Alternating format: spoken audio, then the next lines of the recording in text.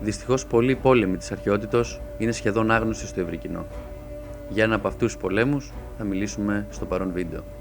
Βρισκόμαστε στην αρχαϊκή εποχή, στα τέλη του 8ου αιώνα, και δύο μεγάλες πόλεις της Εύβοιας αποτελούν τις ισχυρότερες δυνάμεις του ελληνικού κόσμου. Οι πρώτοι απικισμοί έχουν ξεκινήσει σε Ανατολή και Δύση από τους Ευωείς, με τη συνεργασία της Χαλκίδος και της Ερέτριας. Οι δύο πόλεις, αν και σύμμαχοι περίπου μέχρι το 750 π.Χ., πολύ σύντομα θα γίνουν θανάσιμοι εχθροί, αφού και οι δύο θα επιδιώξουν να ελέγξουν τα εμπορικά περάσματα της περιοχής τους.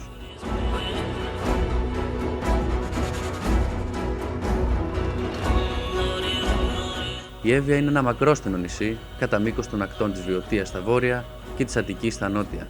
Επιπλέον, την εποχή εκείνη το νησί αποτελούσε σημαντικό εμπορικό πέρασμα για πολλά νησιά, ανάμεσα στην κεντρική Ελλάδα και στη Μικρά Ασία. Η Χαλκίδα, μάλιστα, είχε το πλεονέκτημα ότι ήλεγχε το στενό του Ευρύπου, το οποίο είναι το στενότερο σημείο μεταξύ της Εύβοιας και της ηπειρωτικής χώρας. Από την άλλη, η Ερέτρια ήλεγχε τα νησιά της Τίνου, της Άνδρου και της Σκέας ή Τζιάς, όπως λέγεται σήμερα. Όπως θα έχετε αντιληφθεί από τον τίτλο του βίντεο, θα αναφερθούμε στο Λιλάντιο Πόλεμο, ο οποίος πήρε το όνομά του από το Λιλάντιο Πεδίο, μια πεδιάδα ανάμεσα στις δύο ισχυρές ευωικές πόλεις, η οποία αποτέλεσε την αφορμή για το ξέσπασμα του πολέμου.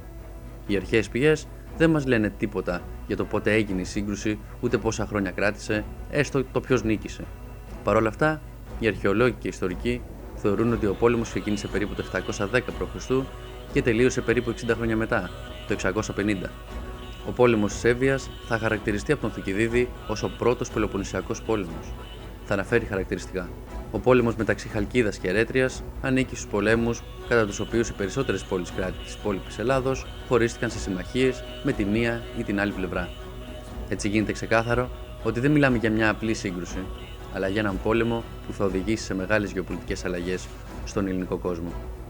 Μόλις ξέσπασε ο Λιλάντιος πόλεμος, πολλές πόλεις έσπευσαν να υποστηρίξουν τη μία ή την άλλη πλευρά, περιμένοντας να έχουν ωφέλη στα εμπορικά περάσματα. Οι δύο πόλεις της Εύβοιας ήταν πλούσιες και είχαν εμπορικές σχέσεις και στις δύο πλευρές του τότε γνωστού κόσμου, σε Ανατολή και Δύση, και κάθε άλλη πόλη ήθελε να έχει την ευνοιά της.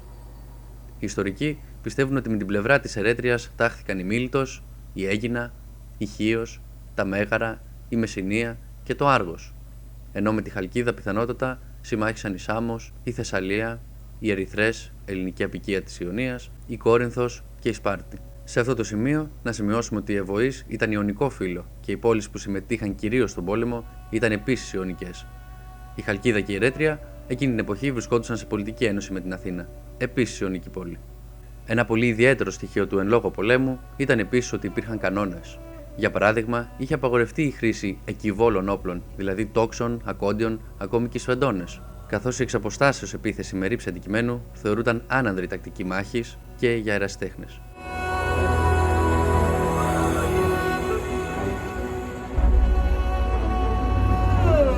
Μπορεί να μην γνωρίζουμε σίγουρα ποιος κέρδισε τον τότε πόλεμο, όμως γνωρίζουμε τα θλιβερά του αποτελέσματα, συνολικά για την Εύβοια. Πρώτον, καταστράφηκε ολοσχερός το Λευκαντί, μητρόπολη της Ερέτριας και πολύ πλούσια. Δεύτερον, παρότι μάλλον η Χαλκίδα κέρδισε τελικά τον πόλεμο, τόσο αυτή όσο και η Ερέτρια, εξουθενωμένες από τον πόλεμο, παρήκμασαν και έχασαν τη θέση τους στη γεωστρατηγική σκακέρα. Συμπερασματικά, θα μπορούσαμε να σημειώσουμε ότι η μεγάλη συμμετοχή των ελληνικών πόλεων και κυρίως των Ιωνικών δείχνει την κρίσιμη σημασία του πολέμου αυτού. Η Εύβοια προσέφερε πάρα πολλά στον αρχαίο ελληνικό κόσμο και δυστυχώς ο ρόλος της δεν έχει αναδειχθεί αρκετά. Χαλκίδα και Ερέτρια θα είναι οι πρώτες πόλεις που θα φτάσουν το ελληνικό εμπόριο σε μακρινά μέρη. Αυτός είναι και ο λόγος που οι Ευωείς θα είναι οι πρώτοι που θα ξεκινήσουν το δεύτερο ελληνικό αποικισμό, ιδρύοντας τις Πυθικούσες και στη συνέχεια την Κίμη, στη Νότια Ιταλία. Οι Πυθικούσες ιδρύθηκαν το 750 π.Χ. από συμμαχία Χαλκιδαίων και Ερετριών. Όμως, όπως αναφέραμε και νωρίτερα, λίγα χρόνια μετά θα ξεκινήσει ο Λιλάντιος πόλεμος και οι υπερδυνάμεις της Εύβοιας θα παρακμάσουν οριστικά.